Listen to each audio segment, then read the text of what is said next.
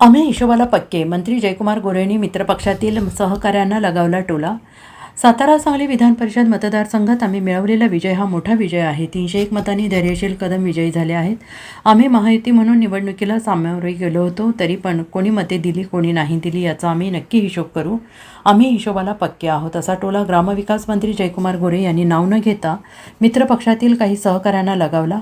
सातारा सांगली विधान परिषद निवडणुकीचा निकाल लागल्यानंतर विजयी उमेदवार धैर्यशील कदम यांना घेऊन मंत्री जयकुमार गोरे येथील दिवंगत यशवंतराव चव्हाण यांच्या स्मृतीस्थळी आले होते. त्यावेळी त्यांनी माध्यमांशी संवाद साधला. यावेळी नवनिर्वाचित आमदार धैर्यशील कदम, आमदार मनोज घोरपडे, माजी आमदार आनंदराव पाटील, जिल्हा परिषद सदस्य सागर शिवदास, कराड नगर परिषदेतील भाजपचे नगरसेवक विजय वाटेगावकर, सुहास जगताप, भाजपाचे पदाधिकारी उपस्थित होते.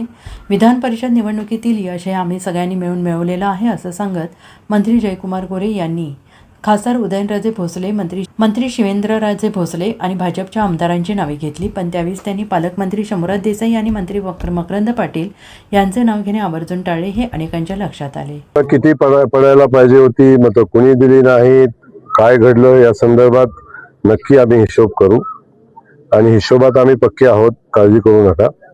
परंतु महायुतीचा उमेदवार म्हणून आज धैर्यशील दादा विजयी झालेले आहेत. वेगवेगळी गणितं आपल्याकडे या निवडणुकी संदर्भात होती, आपण सगळ्यांनी अनुभवली, पाहिली आहेत. अनेक लोकांच्या ओटात एक, मनात एक आणि करणीत आणखी वेगळं असं काहीतरी होतं, परंतु ते कोणाला शक्य झालं. Bureau report, SBN Marathi, Sangli.